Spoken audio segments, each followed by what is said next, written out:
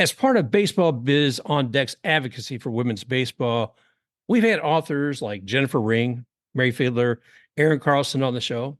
Then down and again, we've had people from the field like Perry Barber, the umpire from the behind the plate, from ladies from the U.S. women's national baseball team like Tamara Holmes, Veronica Alvarez, and Maggie Meidlinger. And also some ladies from the All-Americans, Sue Zapay, the Rockford Peaches, and Lois Youngin, who had been with the Fort Wayne Daisies and South Bend Blue Sox. Today, we have two more women visiting Baseball Biz on Deck to share their stories and how they are working to advance the game for women. So let's get started.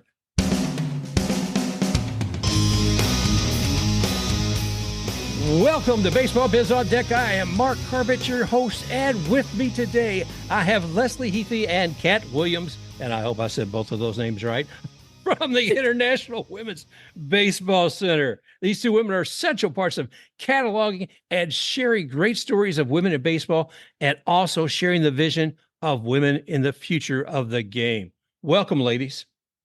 Thank you. Thank you so much. Oh, my gosh. I had the great opportunity the first time to meet you all, or actually see you. I may have said hello, but to see you all at work. And it was at the Jackie Robinson Center. I think it was Jackie Robinson Day at Vero Beach with a Trailblazer Series. And I walk into this, this large practice area, I guess, looks like an airplane hangar. And it's also, and all these young ladies been in there working, they've been playing, they're being coached by some of the most fantastic women in the game.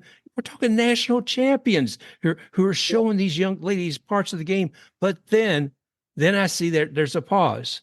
And the pause is to take time and breathe and learn a little more. And you two, Kat Williams and Leslie Heaphy, you two gave a presentation to these young ladies I thought was very engaging. I was wondering if you could tell us a little bit about that. Leslie, Sure. you want to start?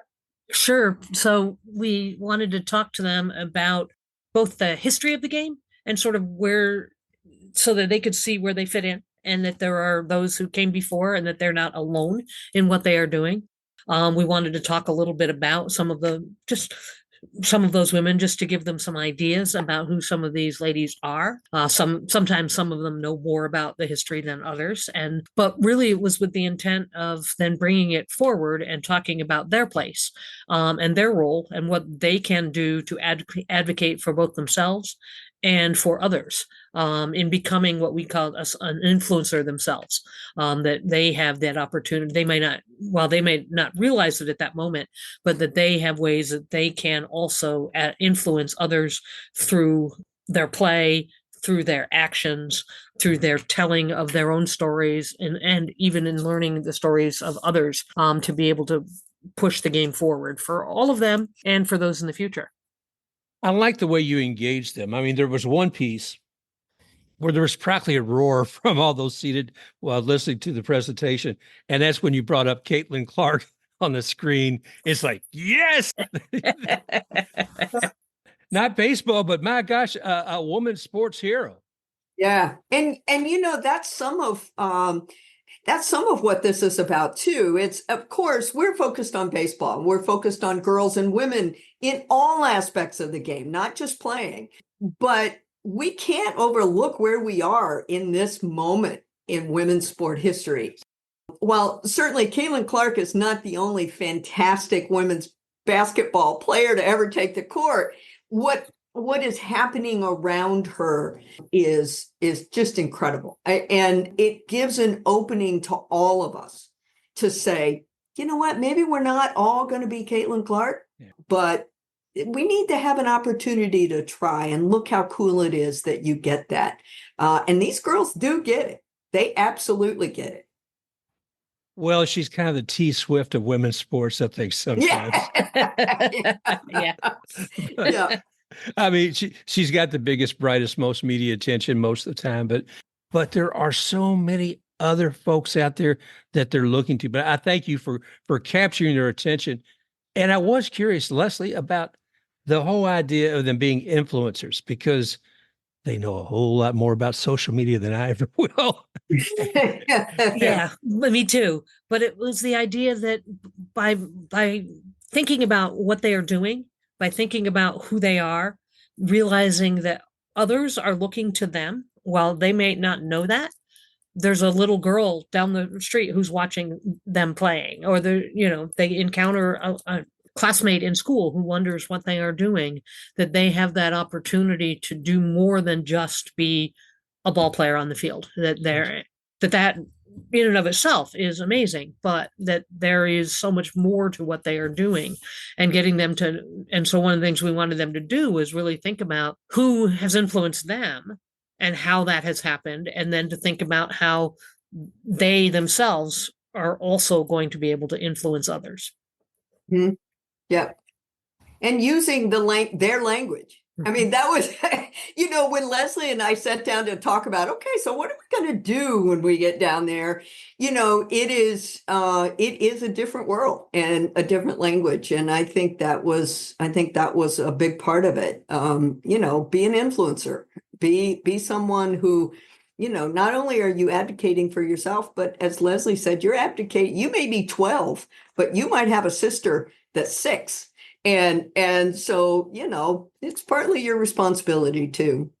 I think that's reasonable. I mean, the expectation, it's so easy to look at the younger generations. Oh, they're taking so much for granted.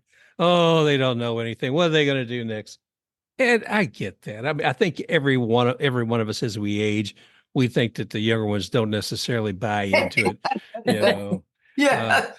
But you all are doing so much with that. And if I didn't introduce this correctly at the beginning, I should now. Both of these women are spearheading with an organization called the International Women's Baseball Center. And it's more than a museum. It's an idea, just like we were talking about. They're out there in the field, if you will, communicating what women can do in sports and what opportunities should still be evolving. So thank you for that. Tell me a little bit about that, either one of you, Kate or Leslie, about the mission of IWBC. Go ahead, Kat.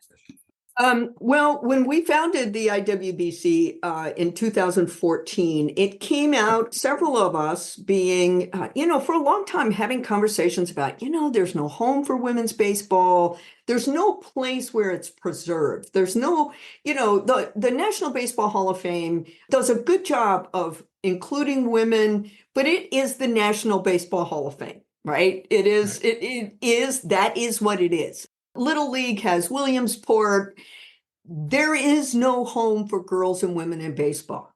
And so we sat down on a February afternoon, and about 8 of us said, okay, well, if no one else is going to do it, then we have to do it. And we intentionally came up with the name, the International Women's Baseball Center, because as you said, it is more than a museum. It's an idea. It's a goal, it's a quest, it's a mission. And so we are 10 years old, and our primary mission is to preserve and protect the history and the legacy of girls and women in all aspects of baseball internationally. This is not just about the US, it's not just about the All-American Girls Professional Baseball League. It is about all of it. Fast forward a few years, and Rockford, Illinois stepped up and said, hey, we have some old buildings over here. And they happen to be across the street from Bayer Stadium, where the Peaches originally played.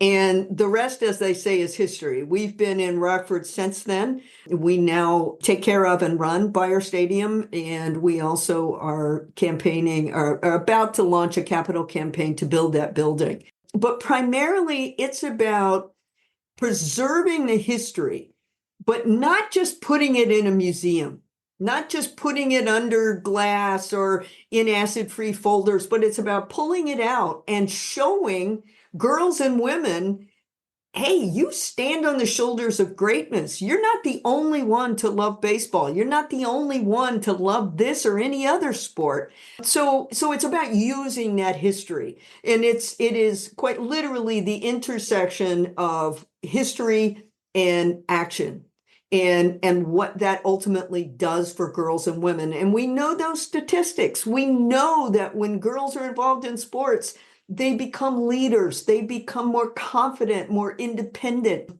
And so it's not about making major league ball players, right? That's not that's not the point. That it is about access and opportunity and preserving that history for all generations. And again, lastly, I want to point out or emphasize that it is international. Women's baseball internationally is huge, and this is Rockford, Illinois, is the home, and so that's the long-winded mission.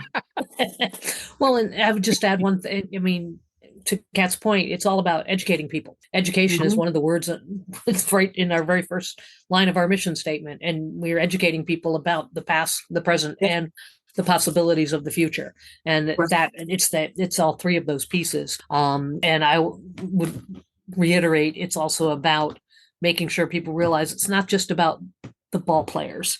It's not just about playing. It's about any participation, from the writer to the announcer to the groundskeeper, that these are all options for women to participate. The female fan, right? We want to make sure that women have those opportunities the same as anybody else does. Yeah. That's it, isn't it? It's looking forward. It's looking for the people that are here, the ones that have come from the past, internationally as well. And the U.S. doesn't have a league of their own for women. You know, we're seeing a crack with some Division I schools, and a player here or there coming in. I think it's Olivia Pichardo. I can't say her name properly. Yeah. She's coming in, I think, to Brown University. Right. Correct. But I had Jennifer Ring on here a while back, and I said, and is also reading some books about women in baseball. And we both were saying, well, daggone it, you know, we saw Rachel Balkovec come on as the manager for the Tampa Tarpons, the Yankees single A team here a couple of years back. And then, well, the whole idea of having to celebrate her as the first woman, want to see that go away. I want to see that the talent is there, that woman, yes, indeed, is there. But I want the first to kind of dissolve away. I want the talent in women to be shown, but not necessarily keep, let's come on down for 1 week here. We say, hey, here's the first woman. And then they disappear for the next 2 years. Right. I know also it disheartens me to see somebody like Kim Ang, who I absolutely loved her when she was the Yankees organization. And I thought, oh, good. The Marlins are actually going to get somebody to come in and make things work. And no, I don't think they gave her, the keys to the car. They did not. and I don't know that anybody said, let's set up somebody to fail, but I also don't feel like there's being enough to advance. I mean, going back to Rachel Balkovec for a moment, I know that she is now, funny enough, with the Marlins organization and doing player development. Sorry, Marlins, don't mean to slam you, but hey,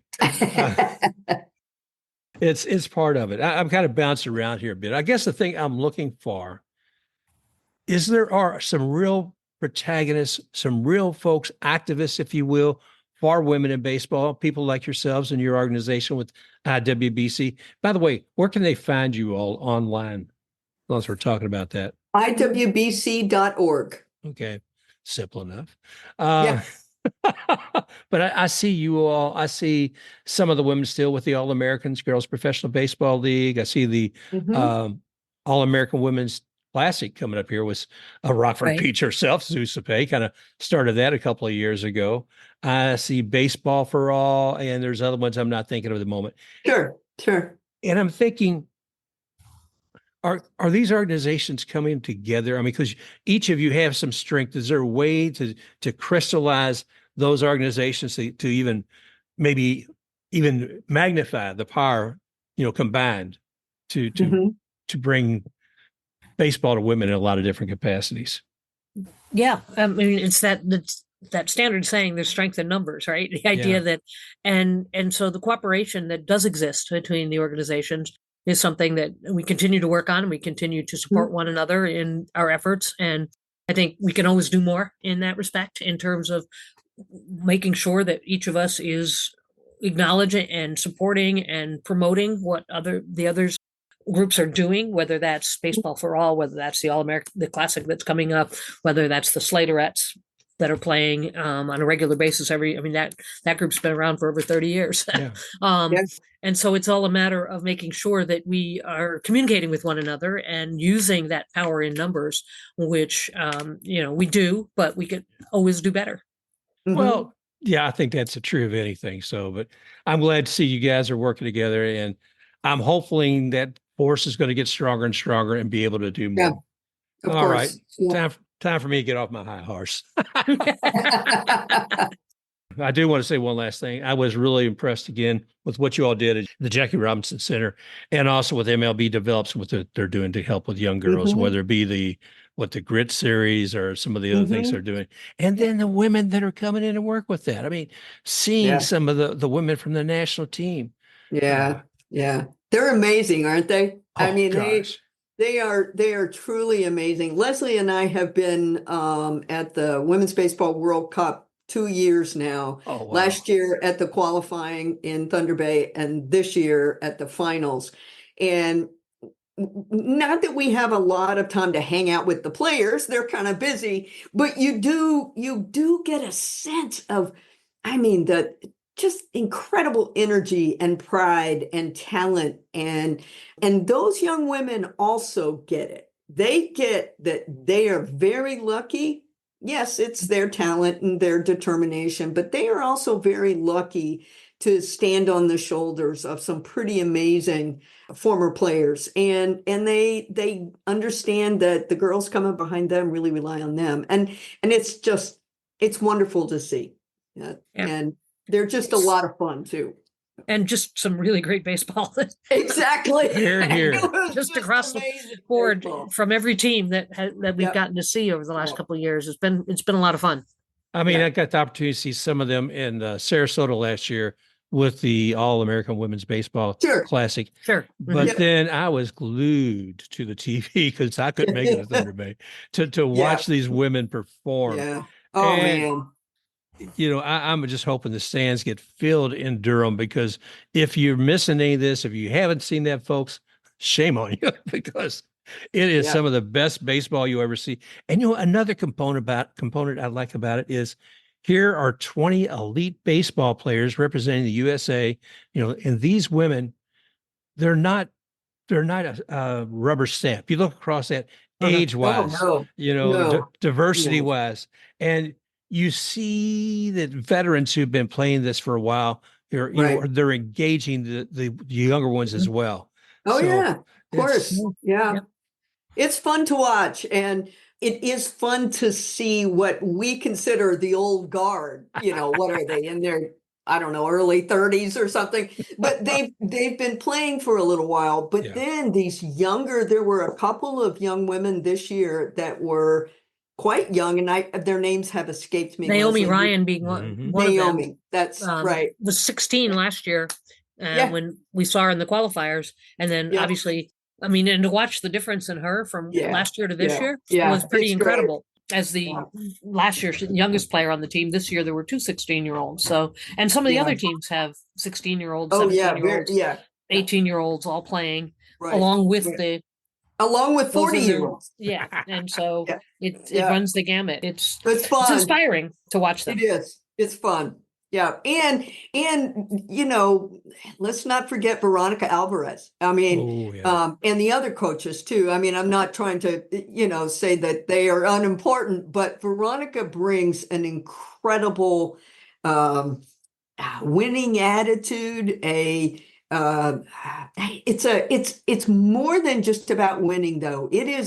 I watch those young women interact with one another, and Yep. folks like me, and they are just, and that's Veronica. She sets that tone. We're lucky to have her managing the national team. I was fortunate enough to have her on the show a few weeks before the tournament up Yeah. at Thunder Bay. And man, you talk about positive energy. She fills Oh, the yeah. room with it. And Yeah, she does. oh gosh, I could just sense that if you were in a locker room with her as one of her players, there's bound to be a boost of positive energy. But I also got set the mindset that if you weren't doing everything you're supposed to, you'd hear about that as well. I would imagine. Yes, Yeah, I you think got that's to true. do both, right? I mean, she's all about mentoring and teaching. Yeah. And that's very clear in her other coaches and the way they interact both with her and the players. It's about passing down what they have learned Yes. Yeah. to those and expecting Mm-hmm.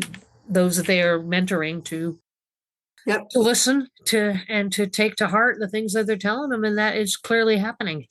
Yeah. One thing that I do on Baseball Biz on Deck is I encourage our listeners to go to high school games, go to minor league games.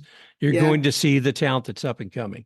And I would say that's true of, the women as well. Somebody Mhm. could have seen Naomi Ryan, playing in high school. Sure. Somebody could have seen a few years back Maggie Meidlinger, the ace reliever for the team, Yeah. playing Yeah. about Tamara Holmes, the same. And there's nothing like, well, earlier on we were talking about the Mets, Leslie. Yep. And being a Tampa boy these days, grew up in Louisville, but being a Tampa boy these days, being able to see a guy who came from a high school like Plant High and be able to see players at that level, see them move up, through the minors, and then see what they're able to perform at the elite level. Home run derby king 2 years in a row. Mhm. Now, I want that. Hopefully, we'll be able to see that same type of broad visibility that Pete has with women. So I encourage people to go out and support the little leagues, support women in baseball when you get a chance. And you guys are all about that. Could you tell us a couple instances of some of the things that you guys are doing? Well, first of all, I'd like to say that we support and sponsor an all-girls Little League team in Rockford called the Little Peaches.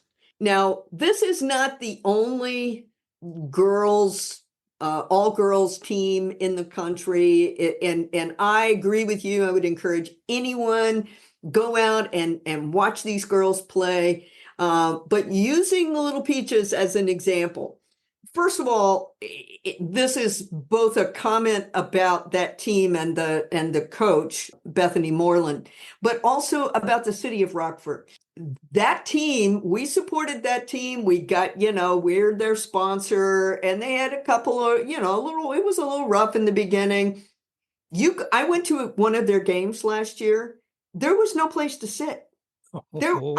They brought me a lawn chair so that I could sit and watch them. They're playing against all boys teams, but there was not one negative comment. There was now I know that happens. I'm not being naive, but what I'm saying is that there were some girls out there who are likely not going to follow through and play baseball. They're just not. But you know what? They had a chance. They got out there on that field. Coach Bethany was out there working with them. The coaches from the other teams were working with the girls. And then there are also girls on that team that I can tell you right now, if they decided, they're pretty good about kind of noticing baseball talent. But if they stuck with it, they're going to be contenders for being on any national team. They have that quality. They have that. It's also a baseball sense, right? And so the reason I bring all that up is that we are the International Women's Baseball Center. We're talking big tournaments. We're talking around the world, but it's local. It's local. It is your local little league. It is about how, if you don't have daughters, it is about how you teach your sons to treat the girls that are playing. It's about all of us, but it starts at a very local level. And so I would encourage anyone, just get these girls a shot. And I will also say I have nothing against softball. I played competitive fast pitch softball in my much younger days, but it is not baseball. And so this notion that girls should only play baseball for a short time and then go off to softball is an issue, right? And so I'm just asking that people locally, your local little league, your local church league, whatever it is, give those girls a shot. Well, I'm glad to hear that because, I know that it is happening more than it was 30 years ago, Oh yeah. but there's still, room to be made. I sometimes work down at the Tampa Baseball Museum, and I had a parent come in a while back, and she was telling me about her daughter, who's I think in college now, but she was saying, Mark, I got her on a team, and it was one of those teams where the coach has got his son on there, and his son's going to be pitching in every game, Yeah. and they were going to let her be on that team. So she's good. And Yeah. I know we're parents, so we all think our kid's good, but nonetheless, I had a sense that she was right. And she said she was a teacher. Mm. She was, and I believe it was at the school. It was a school team.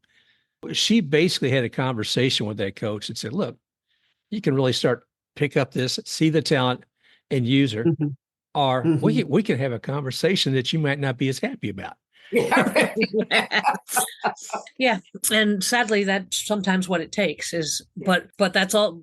It's unfortunate that it's still that way, but that's what we still need people to be able to do, is to advocate, to step up and speak up for those who want to play and aren't getting that opportunity for whatever the reason may be. Mhm. That's something all of us can do, is to be there Yeah. and say, no, give them the same chance that you're giving it. That's all they want, is Yeah. the same opportunities. They're not asking for anything more than that. It's just softball is great, but if they want to play baseball, they should be able to. If they want to Amen. write about baseball, if they want to umpire baseball, if they want to be the next GM or commissioner of baseball, then that opportunity to rise to the ranks should be there for everybody. Yeah, Leslie, I think one of the biggest challenges right now is if you're a really good talent in baseball and you can play softball real well, that if you want to go to college, there's not really, as far as I know, scholarships being offered to women to play baseball. Correct. I mean, we talked earlier. I think there's like some players coming up for like Olivia, but Yeah, there's about 16 of them playing college baseball, but that's it. And so that's part of the problem, is you completely understand why they switched to softball. yeah, The opportunity to get a scholarship to go to college, can't blame them for not wanting to turn that down. College is expensive, and if that's the way you're going to be able to go, and so unfortunately, that's one of the many roadblocks right now. It's not the only one, but it certainly is a big one. And there is a slow movement starting to develop, that to have women's club teams at college, and so there are a number of those playing in throughout the country, but they're only club teams, so there's no scholarship money attached to that. There's no, it still gives them the chance to play, right. but it doesn't, it's not, but it is a start. And I think that growth can help convince maybe some of those powers that be at the universities and colleges that there is an audience, and there is a talent level, and there are enough young ladies who want to do this. And so I think that's an example of one way that they're making an effort to try to overcome that particular barrier. Well, I'm really interested to learn more about the club team. So that's probably going to be some future topic on the show because there's so much there.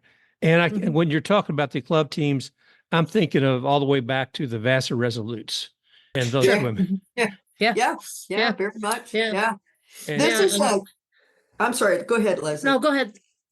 I was just going to say the club team idea was both Callie Maddox from Miami University of Ohio, and now it is really championed and taken off under Baseball for All and Justine Siegel. So Justine is, of course, as you know, a mover and shaker. And so she gets a lot of girls and young women on the field. And so she would be the person to talk to about sort of where that program is. Mm-hmm. Yeah, they've had a tournament the last 2 years with 4 or 6 club teams present. But yeah, there's been 4 or 6 teams in those tournaments. Yeah. And then there are club teams playing and those are all out on the West Coast. Right. Some of the other club teams that are playing haven't come up with the funds to necessarily attend those tournaments yet, but that's coming. I mean, that's where this is all heading. And so the more we see of these kinds of things, and they're all grassroots, they're all people just deciding that opportunities are needed, the more of that happens. Yes, it's great that Major League Baseball is doing what it's doing and all these others, but that's not going to be enough. It needs to also No. be, as Kat said, going out and starting that little league team that needs to be started, or going and talking to that high school coach and telling him, no, you need to let them, right? Yeah. Those opportunities all need to be there. Yeah, it's a grassroots thing, and that's the beauty of it too, right? I mean, you mentioned earlier about all these different organizations, and in some ways, we overlap in terms of, the audience, but mostly we don't. And that's the really cool thing about it. Justine and Baseball for All is about putting girls and women on the field, creating teams, creating tournaments, getting it out there. IWBC is like, we sponsor the Little Peaches, but that's not the core of us, right? And so and I'm just using us two as an example. All the others, you could say the same. We overlap and complement one another, and so we're not pulling it different directions. We all want the same thing ultimately. And I would say, we talk about girls teams in Little League, or girls playing in high school, or girls playing in college. That's great. That's great. But what I want to see are girls and women's teams. Yes. I want to see a feeder system that would train these girls and women as they get a little bit older beyond Little League, and then a professional league. There's no reason why we can't have that. And so that to me is far preferable to, people say to me all the time, well, why do you even care about this? No woman's ever going to play in the major leagues. And I'm like, well, I don't care. I mean, what are the percentage of men who play boys that play Little League that make it to the major leagues? Minuscule. But the thing is, having one woman make it to the major leagues, that's not big enough. That's no big deal to us, right? Now, if there is a woman who's talented enough, then she should get a chance to try. I mean, there's no doubt about that. But that's not our goal. I don't think that's anyone's goal. And so I just think it is this wonderful grassroots swell of support and determination. And don't think it's not about that, because it is. It's a group of men and women who are determined to make this happen. Well, I appreciate that you pointed out the strength of each of those organizations. Well, I mean, not going down the whole list, but the whole idea is there are some unique aspects of each one, but that they complement one another. And I mean, there's Greta Lang Henry's Level Up is all about the umpires, right? And one of and so they have a very specific focus there as well. And one of the cool things that they're doing is actually developing that sort of feeder system of women who are mentoring others and bringing them into the tournaments that they're invited to, and that's something that Perry Barber's been shooting for over 40 years. And now we have an organization that has scholarships to send women to the umpire schools, things like, and that is so, and then what Susan Pay is doing with the tournament that she has. These are all important aspects, and no one organization could actually do all of those things the way they need to be done.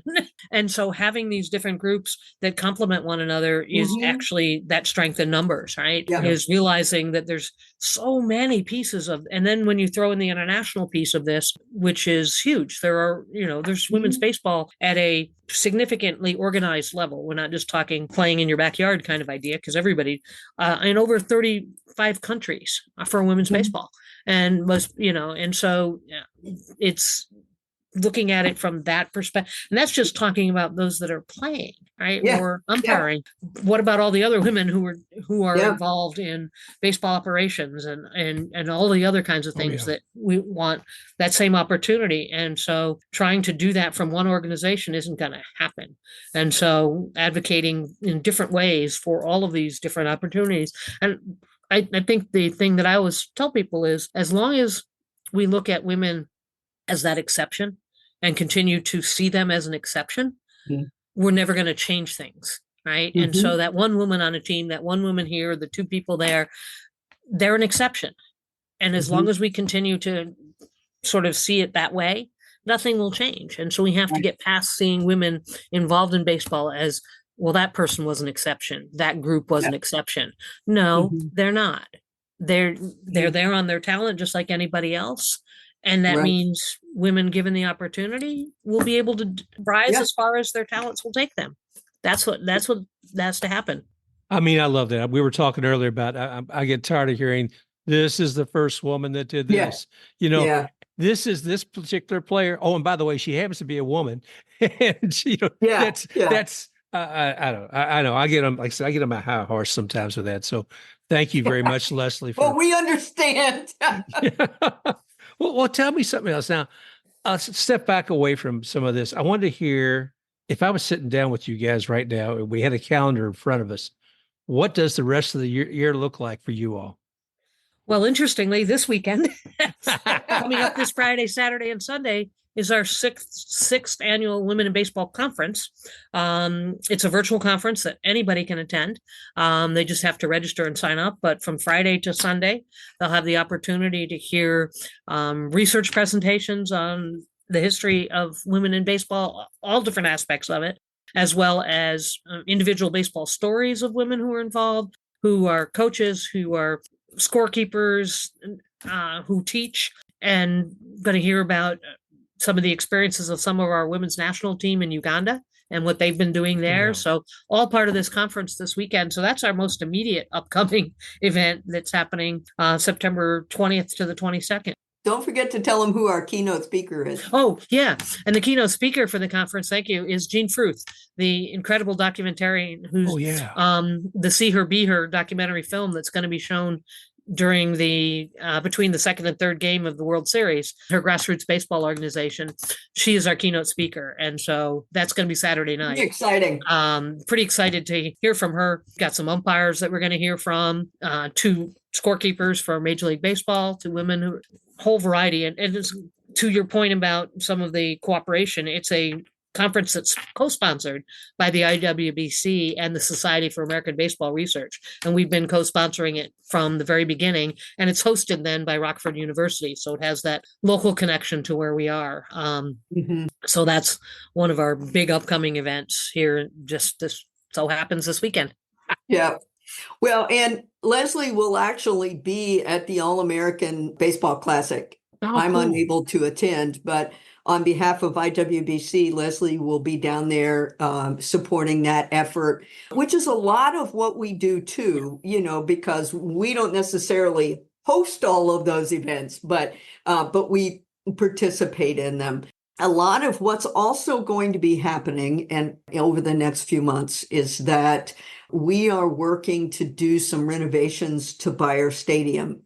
It is a beautiful old historic stadium, but it needs some things like bathrooms and, not the sexy stuff, but also really important stuff. And we have unbelievable support from the city of Rockford to help us get that done, and the Rockford Park District. And so a lot of our focus coming up I'll say my focus over the next few months is moving those projects forward.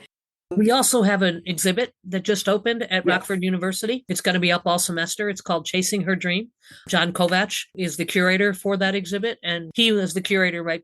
Some people may remember a number of years ago, the national traveling exhibit, Line Jives and Lipstick. He was the curator for that. And so he's the curator for this Chasing a Dream, which is inside the Rockford University's library. And it's up all semester, and anybody can wander in, take a look at that as well. And we're working on plans for future exhibits that will now be in the Rockford University's library. The space is wonderful for it, and that opportunity is there for us as well. So that's something else we've got going on at the moment too. Wow. My gosh, you got any more things you want to jam pack in that suitcase? Let me know how you do it. Wow. Well, Leslie, I look forward to seeing you then, because I'm going to actually be there as well in Durham. At least that's the intention. I will look for you. Yep. I will be there.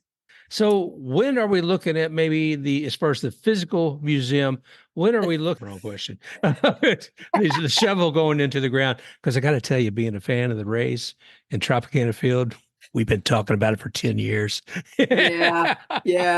Well, as we have said in some different ways, our focus is education. It's helping to put girls on the field. We have all of the conference, the exhibits, the things like that are also part of our kind of what I consider sort of a daily focus.